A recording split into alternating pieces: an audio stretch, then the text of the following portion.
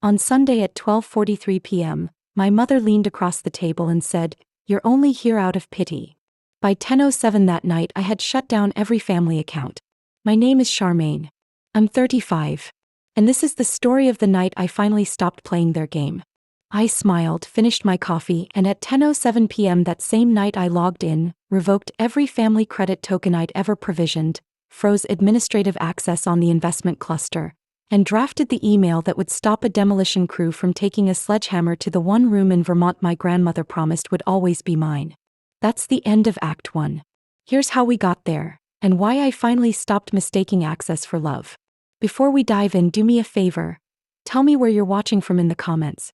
And if you've ever been underestimated by people who should have been your safety net, hit like and subscribe. This story starts sharp and stays honest, and I wanted to reach anyone sitting at a table like the one I used to sit at, where the knives are made of compliments. I grew up in Fairfield, Connecticut, where houses come with white columns, lawns with perfect lines, and silence that passes for peace. On paper, we were the kind of family that gets used in brochures. Richard, my father, self-made developer and CEO. Elaine, my mother, pearls, committees, galas. Nathan, my younger brother by 2 years. The boy with a swing everyone clapped for even when he missed. Me. The straight-A oldest who learned early that applause belongs to the kid who needs it, not the kid who earns it. My bedroom was painted pale blue because blue calms the mind, my mother said, and because green, my request, would clash with the molding. It became both sanctuary and cell.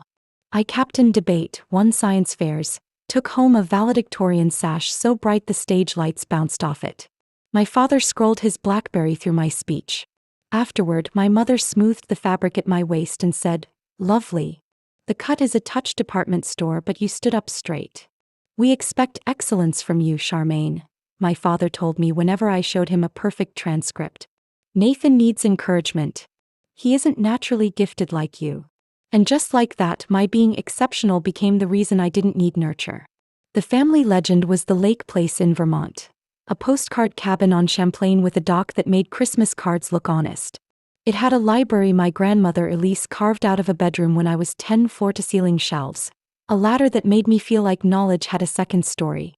She willed that room to me in writing the way some grandmothers will pearls or recipe boxes. "A place that stays yours when rooms start feeling borrowed," she'd said, pressing a leaf between atlas pages for me to find later. I got into MIT on a full ride. My father frowned, genuinely disappointed. "We could have paid," he said, like my scholarship had insulted his checkbook. Nathan landed at Boston College with ordinary grades and a full-service life. Rent, car, spending.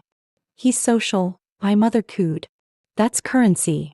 At MIT I learned to write code that keeps money safe and people safer.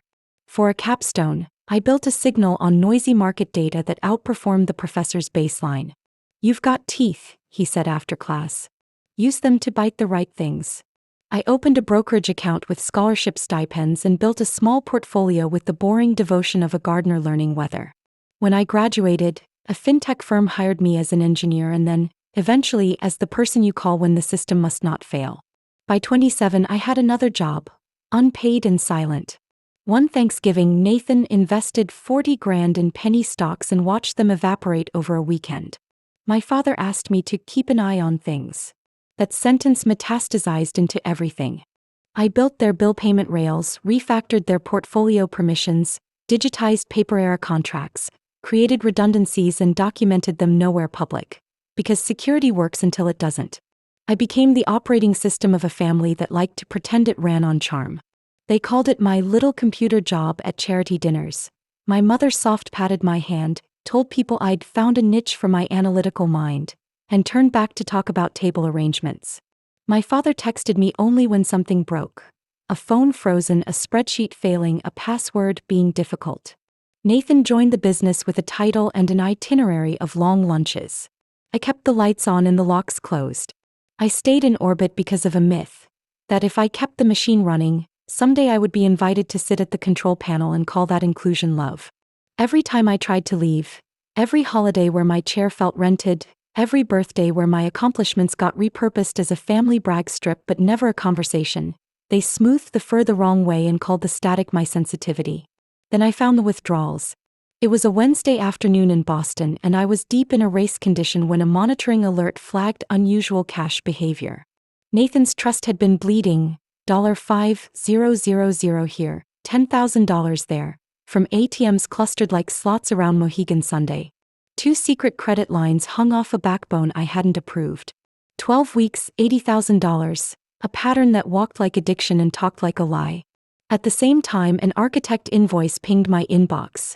$800,000 for Phase 1 renovations to the Vermont property. I hadn't signed a thing. On the attached plan, a red X marked the library.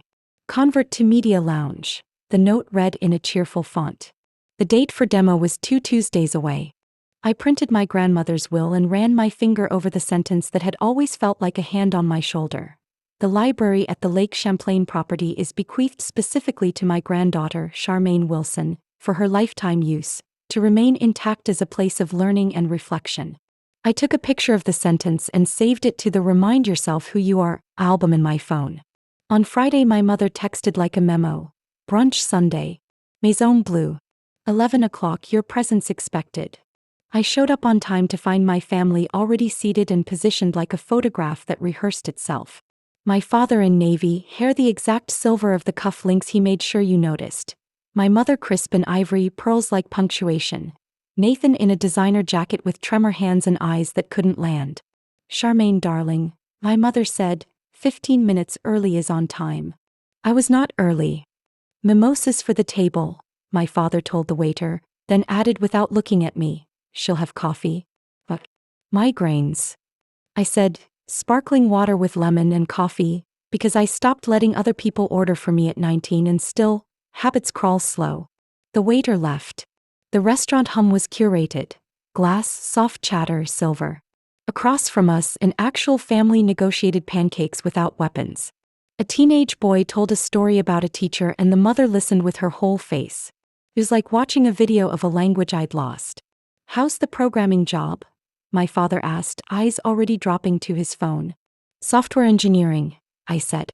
We launched a security platform this quarter. 3 major banks bought the license. Isn't that nice? My mother cut in. Nathan just closed the Westfield deal, $40 million. Nathan shifted. I knew Westfield had cratered. No one at our table lived where truth lived. We summered there when convenient. We did the usual circuit. Charity gossip, country club politics. The tragic news that a woman I barely knew had just gotten engaged for the 3rd time. Some people simply do better with help. Followed by a look at my left hand and a smile that meant pity pressed into a compliment until one of them screamed. Then they sprung the cabin. We're having the renovation reveal next month, my mother said, tapping her phone to show me photos I did not ask to see. We've invited everyone who matters. I wasn't aware renovations were approved, I said, voice level, hands steady. I'm a co-owner. We need unanimous consent. Legal technicality, my father said. Your grandmother was sentimental. The space is wasted. The library is bequeathed to me, I said. In the will. It needs to remain intact. That musty room, my mother said brightly. No one reads like that anymore.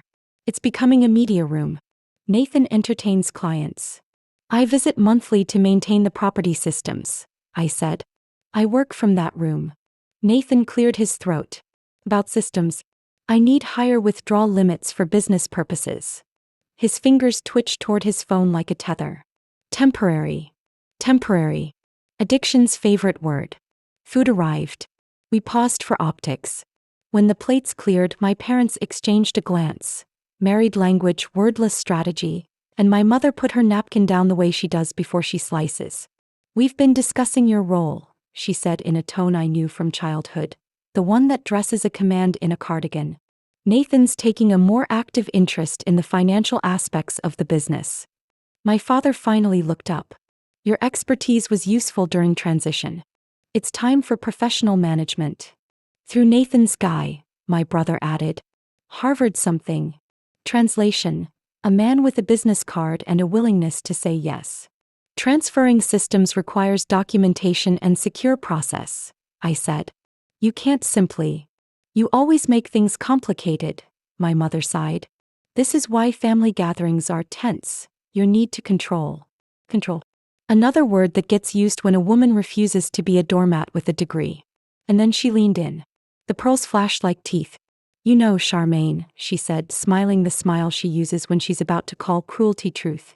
You're lucky we even include you. Pity goes a long way. Silence is a skilled pianist. It filled the table, found every corner of the restaurant, sat beside me like an old friend who finally stopped whispering, "Stay." My father scrolled. Nathan laughed, a small, helpless laugh that told me he'd been drowning so long he thought water was how breathing worked. I put my cup on the saucer and straightened my napkin and remembered being 8 and opening the door to my own birthday party and realizing they'd forgotten to invite any of my friends because Nathan had a game. "Thank you for your honesty, Mother," I said. I meant it. Sometimes the sentence you've dreaded is the door you needed. She blinked, thrown off script. She expected tears, a scene, bargaining. Composure confused her. "I'm simply being truthful," she said. "Family harmony requires accepting one's place." "Indeed it does," I said. We finished with small talk that tasted like metal. When the check came, my father handed over a card connected to an account I had built, through a gateway I had secured. With risk monitoring I had tuned to catch exactly the kind of purchases he was about to make. The irony didn't make me smile, but it did steady my hand on my keys. Outside they performed goodbye. Air kiss that missed. A business call standing between us like a shield. Nathan's ask, "Spot me 5." That said everything I just decided not to say out loud. "I'll see what I can do," I said, which was also honest. I could do a great many things. I was about to choose different ones. I drove home the way you drive after a storm. Careful, scanning for down lines you can't see until you're under them. In my apartment, in the office where the walls hold spines that taught me to rescue myself, I sat down and let my face do what it needed. Then I opened my laptop. The dashboard bloomed like a city at night. Nodes for entities, edges for dependencies, lights for health. I'd built what they relied on with a simple principle. If the bus hits me, everything must still work. I was not prepared for them to aim the bus. I documented first. Always document. Account numbers, access scopes, the last 10 transactions on everything that mattered. I exported encrypted archives and put them where lawyers like to find them and where bad actors don't know to look. I printed my grandmother's will again and placed a sticky tab on the sentence that makes me brave. Then I wrote my checklist. Immediate legal counsel, property injunction. Cease work order. Counsel who doesn't flinch at family. Security posture. Revoke single admin token me. Instantiate dual auth for any restore. Remove overdraft courtesies. Disable autopays that act as invisible bailout. Preserve operational cash flow. No one gets hurt because I'm angry. Communications. Factual notice of resignation. Forward legal to counsel. No direct engagement until I've slept. I texted Jordan, "My best friend since freshman year and the person you want in your foxhole when the fox has a JD. Need referral. Family financial plus property rights. It's urgent but I'm calm." He replied in 30 seconds. Vanessa Hargrove. Steel spine. Human heart. Intro now. At 9:34 p.m. I sent Vanessa a secure packet and left a short voicemail. Renovation violates will. Coner. Unauthorized demolition scheduled.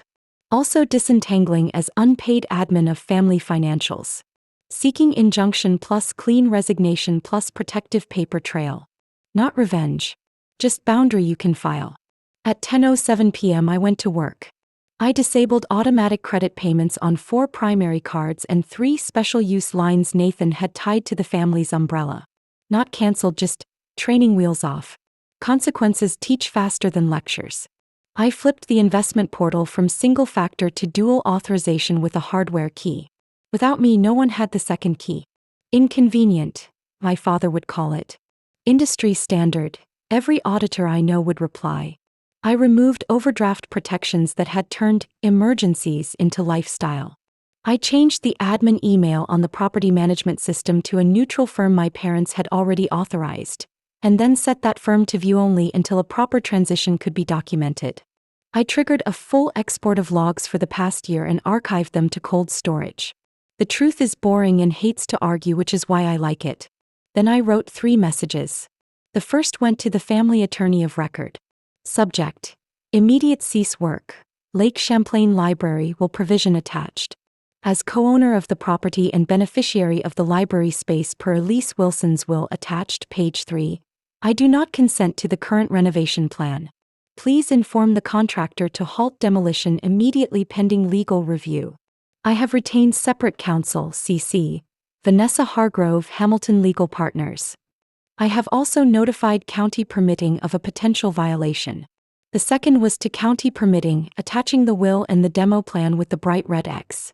Bureaucracies can be slow until someone gives them a story their policy manual understands. The third was short and for my family. Effective immediately, I'm stepping back from all management of family financial systems. Security protocols have been updated to protect accounts during transition. For legal matters regarding the Vermont property, direct communications to my counsel, CC. I will be unavailable for direct contact for the foreseeable future as I reassess my relationship with this family. Charmaine. I hit send. I logged out. I turned off my phone. And then I did something radical. I slept. If any of this has hit you in the sternum, if you've one-eyed your way through Thanksgiving dinner while keeping 3 broken systems running and calling it love, tap like so this reaches the other people who need it. Comment with the city you drive to if you needed to breathe. And subscribe because I'm about to show you step by step how I disentangled, protected the room a woman promised would always be mine, and built a life that doesn't run on someone else's permission. Morning brought sunlight and a phone that looked like a slot machine. 17 missed calls. 23 texts. 9 voicemails. I didn't open any of them. I brushed my teeth, stretched for 5 minutes, made coffee in the quiet, and put on the navy blazer that says, I have a list and the list has witnesses. Vanessa's assistant had already replied. 9:30 a.m. Conference room B. Bring everything. I brought everything. The will, the contracts, screenshots with timestamps, a map of ATM withdrawals color-coded by regret. Vanessa shook my hand and listened like a court reporter and a person. You're not trying to burn this down, she said when I finished. You're trying to stop participating in your own erosion. That's a better sentence than anything I wrote in my email, I said and exhaled.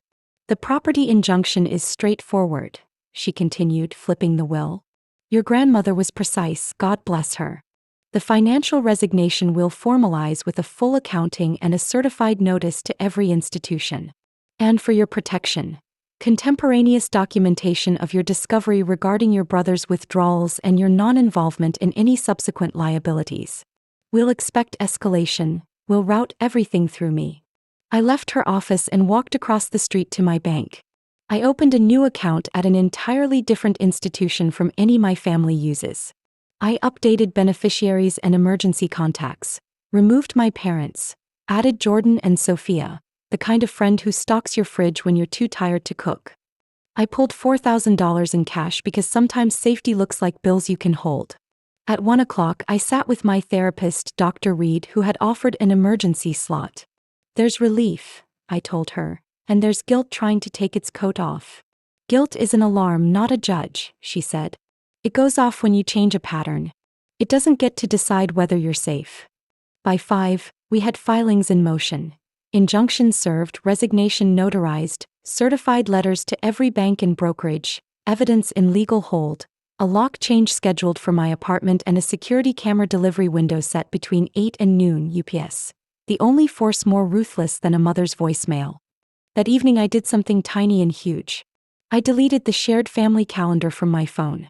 No more recurring events named Family Brunch and Cabin Reveal. I unsubscribed from my mother's club newsletter.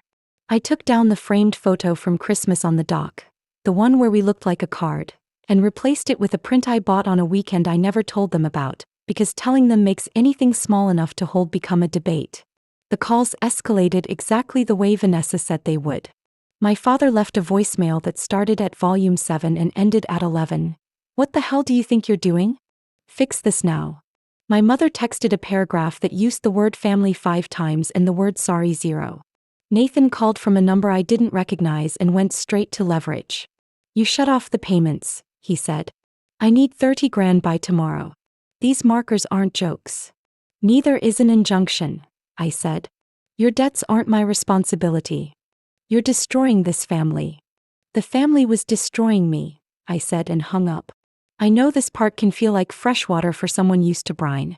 If you're here, breathing softer because my refusal to play along sounds like permission, the algorithm won't find you without help. Tap like, and if I've said a sentence you needed, drop it in the comments so someone scrolling at 2 a.m. can borrow it. That night, for the first time in years, I played music in my apartment instead of white noise designed to drown out a worry. I cooked pasta, read 2 pages for pleasure, and fell asleep without rehearsing answers to questions I should never have been asked. The next morning the county emailed, "Work order halted. Permit review opened." Vanessa CC'd me on a formal letter to my family's council that read like a doorframe, straight, unignorable, load-bearing. My resignation packet landed at every institution by noon. By 2, the first declined notification would have lit my mother's phone at a boutique that offers VIP shame with every purchase. By 5, my father would have discovered that 2-factor authentication is not, in fact, a personal insult but a thing professionals use. At 6, I opened my window and let the air in. Not silence, that's what we used to have. Something better. A sound that means, no one else is in here making a map of you and calling it a menu. And somewhere in Vermont, a contractor stared at a calendar with a red X and wrote "delayed" in pencil over a room full of books that knows my hands. Mid-roll seek. Quick pit stop. If you're still with me, it means the story is doing what I asked it to do. Hold your attention without betraying your intelligence. That's the whole channel. Stories that tell the truth and teach you a tactic. If you want more of both, hit subscribe and ring the bell so the next chapter doesn't get buried under videos about dogs who can dance. No shade to talented dogs. Just priorities. By day 3, the family machine had tried every setting: anger, loud, bargaining, slippery, optics. "We're worried she's having a breakdown," my mother told someone who told me, and the apology that isn't. "Perhaps my words at brunch were hasty," she wrote. "Family disagreements are normal and should be handled within the family. Call so we can restore the accounts and move forward." Dr. Reed calls this the velvet hammer. Soft on top, steel underneath. I forwarded it to Vanessa and went back to work. At the office, my brain felt different. When you stop being tech support for a system that refuses to patch, you get your RAM back. I shipped a feature a week early and said yes to a conference panel I'd turned down twice because family thing lived on my calendar like a weather event. My team lead said, "You look 10 pounds lighter," and I resisted the urge to explain a metaphor. On day 7, a nurse in Vermont emailed a scan of a handwritten letter from my grandmother I'd never seen, filed with the will discovered when the clerk went looking for the language we'd cited. "If Charmaine is reading this," it began, "it means a room kept her. Remember, rooms can keep you from the world or keep a part of you safe so you can rejoin it. Choose the second purpose as often as you can." I printed it and taped it inside my closet door where I keep the shoes I wear on hard days. If you've never been loved with a sentence that knows who you are, I hope one finds you. Start by writing one for yourself. I did. It begins, "I do not have to accept money tied to amnesia." When my phone finally buzzed that first week with a message that wasn't a demand, it came from a number labeled unknown that was actually a person. "Charmaine?" a woman asked, voice careful. "Yes. This is the county inspector assigned to your family's permit. I thought you should hear from me directly." Works paused. I wanted to say, "I have daughters. Good for you." I said thank you and hung up and cried in a way that didn't bend me. Then I washed my face and opened my laptop and started writing the second act of a life where you don't have to be invited to keep what's yours. I spent the rest of that afternoon doing the kind of work most people never see. The quiet, boring tasks that keep a life from collapsing. I scanned and tagged every document the county inspector might someday request. I exported read-only archives of the family dashboards into cold storage and placed a printout of the injunction in a fireproof pouch because, yes, I am the person who buys a fireproof pouch. I made a new folder on my desktop called Second Act and dropped in 3 files. Boundaries.pdf, library and a note titled simply, "What I Will and Won't Do." Under won't, I wrote, "I won't explain basic math to adults who prefer magic. I won't apologize for following the law my grandmother wrote with her will. I won't be the crash mat for someone else's free fall." Under will, I wrote, "I will tell the truth in short sentences. I will document everything. I will stop buying tickets to shows that keep insulting me from the stage." The first volley came at 6:11 p.m., a voicemail from my father with the cadence of a boardroom reprimand and the content of a tantrum. What you've done has exposed the family to severe risk, Richard said, skipping hello. Unfreeze the portfolio. Immediately.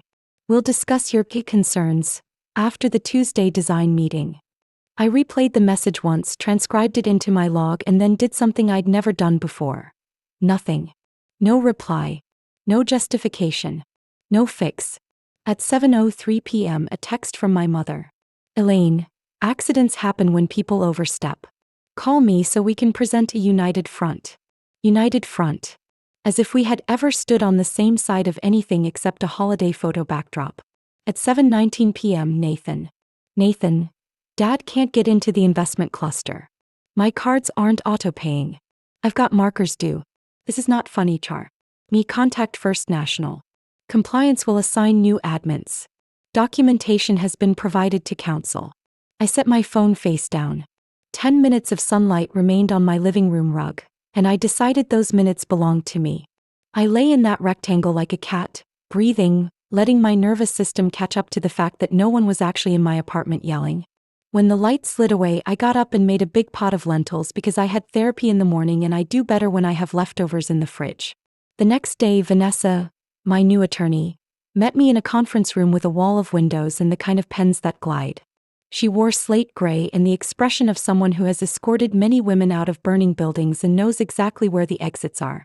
We have the temporary restraining order on the Vermont renovation, she said, sliding a stamped copy across the table. Contractor is on notice. Permits are under review. Now 2 lanes, property and your resignation as de facto admin. I want 3 outcomes, I said, the list already rehearsed. 1. Protect the library. 2. Extract me cleanly from their systems so I'm not the scapegoat when their mess hits air. 3. Paper trail on Nathan's withdrawals. I'm not the story here. Vanessa clicked her pen. Perfect. We'll move fast on the injunction and slower on the psychology. The law can stop a sledgehammer. It can't stop a guilt trip. That part is practice. I smiled for the first time that day. I'm in practice. We drafted notices, compiled exhibits, and framed an offer I could live with. If they wanted me out, I was out. Formally, cleanly, with a sign-off packet that would make any auditor applaud. Vanessa called their general counsel while I listened on mute. He blustered about family matters and misunderstandings. Vanessa said, "Judge," and he said, "We'll review." If you're still with me, take a second to hit like and subscribe. It helps this story find the people who need a script for the conversation they keep having with themselves. Am I allowed to stop being the family IT department when the salary is guilt and the vacation package is criticism? Drop a comment with the boundary you're already practicing, even if it's just, "I won't answer during dinner." By lunch, the county portal reflected "work stopped, under review." I printed the status screen and tucked it behind my grandmother's will. I made a list for Vermont. Camera, tape measure, copy of the order, the brass key that sticks unless you lift the door, and a thermos. Around 3 p.m. I texted my friend Jordan. Yes, the lawyer who had sent me to Vanessa. Every woman fleeing a dynasty needs one friend who reads contracts for fun. Me, driving north at dawn to document the library. Want a road trip? Jordan, snacks and an evidence binder? Be downstairs at 6. At 6:04 a.m. the following morning, we crossed the Charles and pointed the car toward a sky the color of a cold idea. We took turns narrating our worry, mine about running into the contractor, his about how I'd feel in a house that contained almost every version of me except the one in the driver's seat. "You know there's a word for what you're doing," he said as we passed the exit for Concord. "Individuation. It's supposed to happen at 20. You're doing it at 35 with root access." We arrived at the lake to the sound of water, thinking about ice but choosing not to. The house stood like an exhibit about aspirational wholesomeness. White trim, cedar shingles, 6 bedrooms of curated comfort. I unlocked the side door and held my breath. Not because of ghost. Because of dust and the way memory can feel like a smell. We did a proper site walk. I photographed every wall with date stamps, made a video sweeping the entire floor with my narration. No demo has occurred. Contractor gear present in garage. Notice posted. I measured the library. 12 feet by 19 built-ins on 2 walls. A paned window that throws squares of sunlight onto the rug. My grandmother's desk still faced the lake. Its drawer pulls warm from 1,000 letters that could never be fully answered. In the bottom right drawer, the one that used to stick, I found a sealed envelope, cream paper, my name printed in the old-fashioned hand that always made me feel like a character being written. On the back, a note, for when the house is louder than your voice. Open it, Jordan asked. He knows me well enough not to touch my past without permission. Not yet.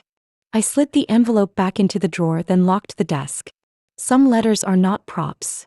They are instruments, and you don't play them just because someone's watching. We photographed the envelope in place for the record and left it where my future self could decide when to listen. We posted a copy of the court order on the inside of the library door and another on the refrigerator, because even tyrants open refrigerators. On the porch, I sat on the step where my grandmother used to sit with her coffee and her crossword, in the sort of patience that grows when you've lowered your expectations of other people and raised your expectations of yourself. The caretaker, Pete, pulled up in his plow truck and climbed out with the slow bend of someone who has known winter longer than I've known my name. Got your email, he said, touching the brim of his cap. Saw the notice. I told the crew yesterday to take their lunch break somewhere else until the court sorts it. Your grandmother would have liked that you used paper and not shouting. Paper's louder, I said. He nodded. Sometimes it is. Back in Boston, the game shifted. When a door you always controlled locks, people who hate keyholes learn to pick them. I received emails that looked like bank messages but weren't, texts from unknown numbers with shortened links, a voicemail from IT support, asking me to confirm device ID. The attack surface of leaving a system is wide. Social engineering, guilt engineering, nostalgia engineering. I reported the phishing to the institutions, forwarded the voicemail to Vanessa, and changed every password again. Because diligence is not paranoia in a life where someone benefits if you doubt yourself. My therapist, Dr. Reed, assigned homework. Scripts, she said. Short ones. I won't discuss this without counsel present.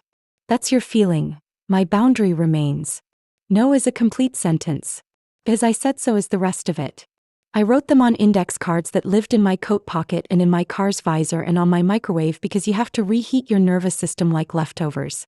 The first time I used a script was when my mother tried the softer attack. She called during my commute and opened with a tone I had only ever heard when she talked to donors. Darling, she said, like the word had never before belonged to anyone else. I've been thinking. Families stumble. We forgive. Come to the designer on Tuesday and we'll work it out. You've made your point. I won't discuss this without counsel present, I said, calm, surprising us both. Any questions about the property should go through Vanessa. Pause. Then the old knife wrapped in silk. You know very well this isn't just about papers. It's about respect. It's about love. Respect and love are verbs, I said. Right now, mine are being used to preserve a room I was promised. Promised, she repeated as if the word had aged poorly. Your grandmother is gone. She's the only one who ever wrote things down. I hung up. I did not apologize. I drove home without checking my rearview mirror for a childhood chasing me down. Days became a rhythm. Work, documentation, therapy, sleep, repeat. Without the constant interruption of alarms that weren't mine to answer, I noticed two phenomena. Time widened and my brain got louder in the places where it tells the truth. I agreed to speak at a fintech conference about human factors in security design, because I finally understood that the most human factor is fear. And the best architecture is one that allows a person to act in accordance with their values even when their old script says otherwise. Nathan escalated in the way a person does when they lose the magician and are left with the mirror. He showed up at my office one afternoon. Security called. I met him in the lobby because I don't believe in humiliating people who have already done a good job of it themselves. He looked smaller, not in the way that makes you want to fold someone into a hug, but in the way that makes you wonder who has ever told him no without later buying him a toy.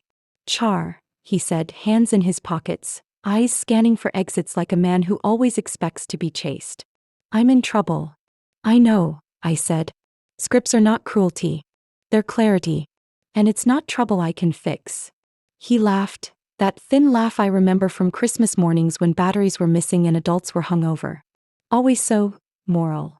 Always so convenient for you, I said, and surprised us both again. Jay meets in the basement of St. Luke's at 7. Pete, the caretaker, says it's a good group. If you want a ride, I'll drive you. If you want money, the answer is no. He stared at me like I had just changed a law he'd been exploiting for years. You'd take me. I'll open the door and sit in the parking lot with a book. You'll have to walk in. He showed up that evening, got out of his car with shoulders that said maybe, and walked in without looking back. I read 50 pages of a novel about a woman who leaves a house and discovers the rest of the city. When he returned an hour later, he didn't ask for money. He asked if I could text him the meeting schedule. I said, yes, I can do that. That's what a boundary does. It doesn't save anybody. It makes the shape in which saving becomes possible. 2 weeks into the stoppage, Vanessa called with the kind of smile you can hear. The judge liked your grandmother's language, she said. We have a preliminary injunction for the duration of the permit review. Also, your father's GC attempted to file a partial sale notice without your signature. I've filed a response and flagged it with the clerk. Paper beats bravado again. Thank you, I said. Thank your younger self who learned to file things. In the quiet afterward, I drove back to the lake alone. I unlocked the side door and went straight to the library. The envelope in the drawer felt lighter than fear and heavier than hope. I opened it. Inside 2 pages. My grandmother's script, steady and unapologetic. If you are reading this, someone has mistaken volume for authority. Do not yell back. Write it down. The way to keep a promise is to point to it. The way to keep yourself is the same. A library is a room that believes in your mind. That is why people who prefer you small will try to take it.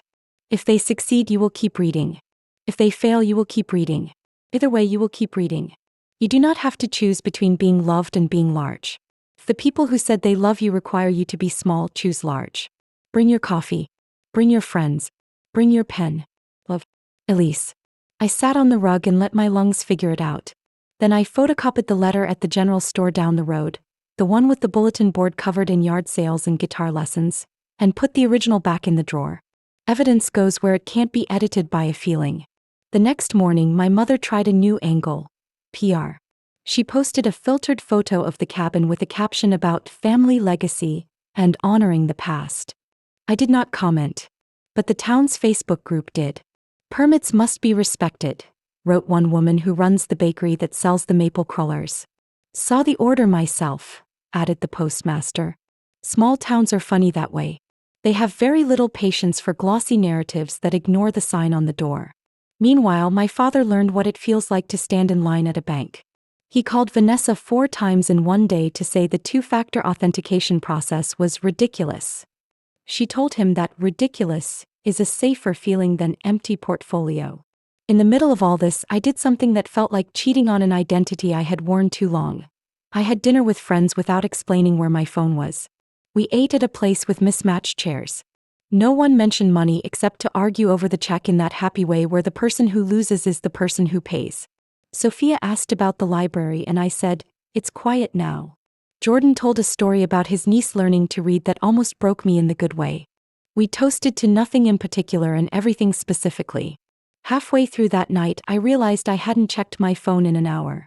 Retention isn't just a YouTube metric. It's the measure of how long you can keep your attention inside a life that treats you like a person instead of a function. Somewhere between the injunction and the crullers, my father sent an email with a subject line that would have been funny if it hadn't been sad. Family reunification plan. It contained 12 bullet points, none of which included an apology, all of which required me to resume unpaid labor under a new title, advisory role. I forwarded it to Vanessa, who replied with a single sentence that might be the best legal advice I've ever received. Silence is a strategy. I kept practicing scripts. I don't accept that premise. No thank you. That doesn't work for me. If you need an answer now, it's no. If you can wait, it might still be no. I also practiced something I'd never been encouraged to try. Rest without permission. I took a Saturday and didn't earn it first. I went to the museum and stood in front of a painting of a blue door that looked like it opened into somewhere warmer than childhood. I walked along the river and counted dogs wearing jackets. I bought myself a hardcover with a map in the front and a heroine who refuses to be told what she knows. And then I received an invitation that tasted like old metal. Dinner at my parents' house, to discuss next steps. There was no mention of counsel. No acknowledgement of the order. Just a time, a date, and a line that used to land me like a fish on a cutting board. Family only. I did not answer for a day. I sat with the part of me that still wanted to be invited to anything with the word family on it. I asked her what she wanted and she said, to be in rooms that don't require me to shrink my insides to fit an idea of a daughter that doesn't include breath. So I said yes with conditions. I'll come to dinner Tuesday. I'll bring documentation. If the topic is anything but legal compliance and clean transition, I'll leave. No conversations about forgiveness. No insults. No surprises. If Nathan will be there, I'll come. If you intend to triangulate him out, I won't. Elaine, we don't need your rules, Charmaine. Then you don't need my presence. 1 hour later. Richard, 7 p.m. Tuesday. Nathan will be present. We expect reasonable behavior. Reasonable behavior. The way the powerful name the quiet of the person they'd prefer to keep useful. The day of the dinner, I packed a bag like I was headed to a deposition. Copies of the order, a summary of the system's handoff, a list of approved transitional contacts, a printed copy of my grandmother's letter in a plastic sleeve, and a small notebook with a dark green cover, the color my childhood bedroom should have been. Before I left, I opened my inbox and found something new, an email from the county inspector addressed to all of us. It contained a sentence that belongs on the inside of every person who grew up with rules that only applied to them. The permit does not supersede the will. I read it twice and then a third time, not because I doubted it, but because there is a physical sensation associated with institutional language protecting the small thing you've been standing in front of with your arms out. Relief can feel like a bruise learning it's not going to be touched today. On the drive over, I rehearsed my scripts and my exits. Dr. Reed had told me to picture my nervous system like a skittish animal. Tell it where the doors are, she said. Tell it how you'll leave. I pulled into the driveway and parked under the maple tree that drops helicopter seeds like tiny escape plans every spring. The house was lit up like a catalog. I carried my bag to the door and paused, not because I was afraid, but because there is a ceremony to walking into a room you used to enter with your head down and your proofs in your pocket. Here we go, I told the animal and went. Dinner was roasted chicken and the smell of lemons and the soundtrack of people who don't say please to each other. My mother wore pearls and a tight smile. My father wore a tie to his own kitchen. Nathan wore a jacket I'd never seen, not expensive but clean. We sat. There was small talk so brittle it sounded like ice when you step on it. I waited until plates were down and forks had introduced themselves to gravy. Then I opened my bag and placed the injunction and will on the table like placemats. I'll be brief, I said. Here's what's true. The court has paused all work pending review. The library is protected by the will. The handoff documents are here. I will not resume any administrative role. Nathan, I'm glad you're here. If you are working steps, good. That's your work, not mine. My mother laughed, just one syllable sharp. You came to dinner to talk about paperwork. I came to dinner to end a conversation we've been having for 20 years, I said. The one where you pretend I'm difficult and I pretend it will help if I'm useful. I'm not useful anymore. I'm a person. My father tapped a finger on the injunction like he could make the ink rearrange itself. You've embarrassed us, he said. You've endangered a promise, I said. We can both be accurate. Nathan cleared his throat. It startled me. He usually performed silence like it was his only instrument. I'm at 90 days, he said into the air between us, as if addressing the ceiling because it had never judged him. I'm going to keep going. I'm working on making amends. I don't know what that looks like here. I do know I was the one withdrawing cash. You don't have to cover for me. Something in my mother's face flickered. Surprise, maybe, or the briefest audition of humility before the role she preferred reclaimed the spotlight. We don't air family business, she said. Not to each other. Not to strangers. Inspectors aren't strangers, I said. They're the people who stop houses from collapsing on the people inside them. We made it through a civilized dessert. Something with custard and tension. When coffee came, my mother reached for my hand the way you might reach for a lever that's always worked. You know we love you, she said. We've always loved you. Then let it look like it, I said. Let it look like keeping the room I was promised and hiring a professional you don't lie to and calling me when you want to talk to me, not when you want me to fix a thing. My father stood. Men sometimes stand when they have run out of sentences. We will consult our counsel, he said. Do, I said. She and mine are already acquainted. I did not stay to help with dishes. I did not apologize for leaving early. I walked to my car under a moon that had never once asked me to prove myself before it did its job. At home, I made tea and opened my grandmother's letter again, because good counsel bears rereading. Then I opened a new document in the second act folder and titled it, Dissent Without Rage. I wrote down everything I had said and everything I had wanted to say and didn't. Because restraint is also a story and it deserves a record. If you found yourself in a room where family only meant you don't get to be a person here, take a second to breathe. Tap the like button so this finds someone who needs it. Tell me in the comments the smallest boundary you've kept this week. Not answering the phone during dinner, leaving a group chat that treats you like tech support, putting your name on a door that's yours. The week after the dinner, the consequences began to arrive in the mail like weather. Certified notices, scheduling requests, a letter from their counsel accusing me of overreach, and emotional harm inflicted via administrative actions. Lawyer Mad Libs for we miss our unpaid specialist. Vanessa drafted a response so clean I could feel my blood pressure dropping as I read it. Bullet points, statutes, a sentence that began, respectfully, your client's feelings do not alter the plain language of the will. One night, out of nowhere, my phone lit with a voicemail I have saved. My mother, voice smaller than I've ever heard it, saying a sentence she'd never said to me in my entire life. I'm sorry, she said, and then, as if afraid the word might break if she didn't hang it on something, for the way we spoke at brunch. Not for the life of it. Not for the years. But for a brunch, yes. I sat on my couch and listened to it twice, then I didn't call back. Not out of spite. Out of respect for how long it takes a person to learn a new sentence and mean it. And because I want this to be useful, not just true, I opened another file and started a list titled, Checklist for the Night You Decide to Stop. It had things like, screenshot everything. Memories are fallible. Courts are not. Move your money first, then your feelings. Tell 2 friends who will show up at 6 a.m. with snacks. Leave 1 copy of the order on the fridge. Everyone opens the fridge. When you cry, set a timer for 10 minutes. When it dings, drink water. Put your grandmother's letter where you can reach it in the dark. I didn't know whose hands that checklist would end up in. Maybe yours. Maybe the woman who commented last week that she's 39 and her father still unlocks her front door with the key he demanded she never change. Maybe a girl of 12 who needs to know there's a version of her at 35 who saved a room by believing the pen in her hand was heavier than the voice in her head. I went to bed early. I dreamed I was standing in my library when the house turned transparent like a drawing and the wind walked right through, not to knock anything down, just to say, you were right. Paper is loud. The next morning, a subject line landed that told me the middle was becoming whatever comes after middle. Mediation scheduled. Vanessa forwarded the notice. Tuesday, 10 a.m. neutral office, 1 hour on property, 1 hour on accounts, 3rd hour reserved for other matters. Which is what people write when they've run out of euphemisms and haven't yet learned how to tell the truth. I closed my laptop and stood in my kitchen with the quiet that has become my favorite sound. I poured coffee. I looked out at the slice of sky between buildings that I can never own but get to keep anyway because it shows up for free.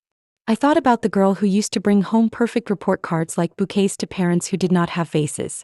I thought about the woman who taped a court order to a refrigerator and called that self-respect. Then I reached for my bag, the one with the green notebook and the letter and the scripts and the pen that glides, and I went to my piano. Not a grand. Not even a baby anything. A digital keyboard in a corner I cleared when I finally moved out the boxes labeled, Someday. I pressed one key, then another, and then I held a note long enough to feel the way sound fills a room and then leaves it intact. When I stopped, the apartment was still there. So was I. And there was another Tuesday coming, and a table with papers that told the truth. And a woman who knew the route to the conference room and to herself without looking at her phone. When I stopped, the apartment was still there. So was I. And there was another Tuesday coming, and a table with papers that told the truth. And a woman who knew the route to the conference room and to herself without looking at her phone. Quick pause before we go in. If this series has helped you name something in your own life, hit like so it reaches the next person who needs the words, and subscribe for more true stories, with scripts and checklists attached. The mediator's room had a glass table and a bowl of mints trying their best. Vanessa placed a neat stack of folders in front of me. We're here to solve a problem, she said, not to be reparented. I wrote that line at the top of my notes. My parents arrived like they always do, he first, scanning, she second, smiling like a verdict. Nathan came last, quieter than I remembered. We'll proceed in 3 parts, the mediator said. Property. Accounts. Communication. Low voices. Short sentences. Property. Vanessa slid my grandmother's will and the injunction across the glass. The library is protected by testamentary language. Work has stopped by court order. 2 options. A. Preserve in perpetuity with an easement for Ms. Wilson's exclusive use. Or B. Buyout at independent appraised value plus a 10-year preservation covenant. Fees covered by the estate. My mother, we will not be held hostage by sentimentality. Vanessa, calm, almost kind, this isn't sentiment. It's compliance. Richard clicked his pen. Buyout with covenant. Independent appraisal. Access Thursday. 10 am, I said. Pete will meet the appraiser. The part of me that still liked tidy calendars felt seen. The mediator drew a line on his pad. 1 door closed softly. 2 accounts. Vanessa handed over a transition packet. Ms. Wilson's resignation as administrator is effective. Packet includes read-only credentials for the new firm, state of accounts, and a sworn statement of no personal benefit. We seek mutual indemnification, neutral public language, and coverage of legal fees related to the transition. Richard bristled. Your security updates embarrassed us. 2-factor authentication is adulthood, I said. Nathan surprised me. She's been the adult in this part for a long time. He stared at the table when he said it, which somehow made it land cleaner. The mediator. Mutual releases. Neutral statement. Fees. Richard exhaled the way men do when they've realized a cheaper option would have been respect. Fine. Another line on the pad. 3. Communication. This is where most agreements bleed out. We kept it surgical. No more unannounced visits, the mediator proposed. Financial matters by email only. No triangulation. If you need something from Charmaine, you ask Charmaine. Protocol violations reopen fees. Vanessa repeated the magic words. Reopen fees. With a softness that still sounded like steel. My mother tried one more angle. Family harmony requires reciprocity. I won't be publicly useful, I said. I'll be privately real. That's not an answer. It is, I said. It's just not your answer. Nathan cleared his throat. I'm at 98 days, he said. I can't apologize by proxy. I can only stop asking for your labor like it's free. The mediator wrote the final line. We initialed a short memorandum and the room let go of us. In the elevator, Vanessa said, You did that like you'd done it before. I've rehearsed other versions, I said. This one had air. The appraisal number came back fair. Fair to my grandmother and fair to math. The covenant recorded. When the wire hit, I cried on my kitchen floor, then made a list titled What Freedom Buys. A small lake cottage with windows that throw light like confetti. Built-in shelves that didn't try to look like my grandmother's and somehow did anyway. 6 coding camp scholarships for girls who already know how to argue with a compiler. Day 1, I tell them, documentation is love. Nathan kept showing up to meetings. He sent a photo of a 6-month chip with no caption. I replied, counts. Once a month we sit by the river for 20 minutes and don't talk about money. He told me, I dream about betting and in the dream I don't. I told him, that's muscle memory in reverse. Keep going. My father learned to call consultants instead of me. My mother learned to text before knocking, then learned not to knock unless she could keep a new promise. I will not ask you to be useful. I will ask you how you are. The first time she read it off a note. The second time it sounded like hers. Work minus the constant drag of quick family asks, took a shape I'd been sketching for years. I shipped a human-first security module that assumes users are tired, interrupted, and still worth protecting. We named it Grace. I got to name it. The cabin library? Once a quarter I drive up, unlock the side door, sit at my grandmother's desk and write for an hour. No one asks why I'm there. A library is a room that believes in your mind. Belief doesn't require witnesses. Somewhere in the middle of all that, the county inspector sent a postcard from Florida. Good for you still. I taped it inside the mug cabinet beside my grandmother's letter. Coffee and conviction, adjacent. You asked for utility with your story, so here's the mini toolkit I actually used. 3-line no, family edition. I'm not available for that. If you need an answer now, it's no. If you can wait, it may still be no. Boundary auto-reply. Use or imagine. Thanks for reaching out. I handle financial/legal topics by email only. I don't make decisions via text or calls.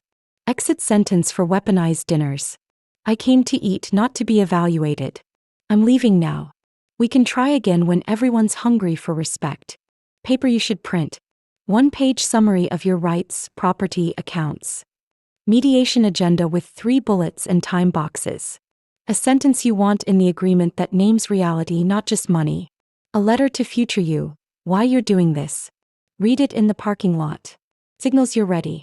You can describe your boundary without defending it. You've planned for consequences without catastrophizing. You have at least 2 numbers in your phone you can call after the meeting who won't say, be the bigger person. They'll say, drink water. What's next? 1-year card, because closure is a shape, not a speech. Library, protected by covenant, still smells like ideas. Cottage, paid for, windows draw maps of sunlight on the floor. Family, 2 scheduled calls a year, 15 minutes, protocol on the table. If they slip, I say, we can try again in June, and I go for a walk. Brother, 1-year chip. Photo saved in a folder titled Proof People Change. Me, fewer rehearsals of worst case. Longer lists of ordinary good. Do I miss the version of family I never had? Sometimes. That's grief, not evidence I chose wrong. Healing wasn't a movie montage. It was 1,000 small administrative acts of self-respect. Changing a password, printing a page saying not today, taping a letter in a cabinet because you want to see it while you make coffee. If any line in this helped you sketch your next step, tell me in the comments the one boundary you'll practice this week. Like the video so it finds the person whose algorithm hasn't learned yet that boundaries are love in a practical tense. Subscribe for the next story with the scripts attached. Here's my last scene because every story deserves one that's quiet and true. It's Tuesday. The rain is doing that soft knuckle thing on the window. My phone is face down. The cottage smells like pine and something baking. On the shelf is a thin green notebook labeled Second Act. On the desk is a pen and a sentence I wrote to myself the night before mediation. Solve the problem. Don't audition for a part you don't want. I pour coffee. I open the notebook. Somewhere, a contractor reads a line on a permit and sets his hammer down. Somewhere, a mother practices a new sentence. Somewhere, a daughter tapes a letter inside a cabinet and breathes like she finally owns the air. I meet all of them on the page in a room that believes in our minds. And then, because that's the whole point, I start writing what comes after.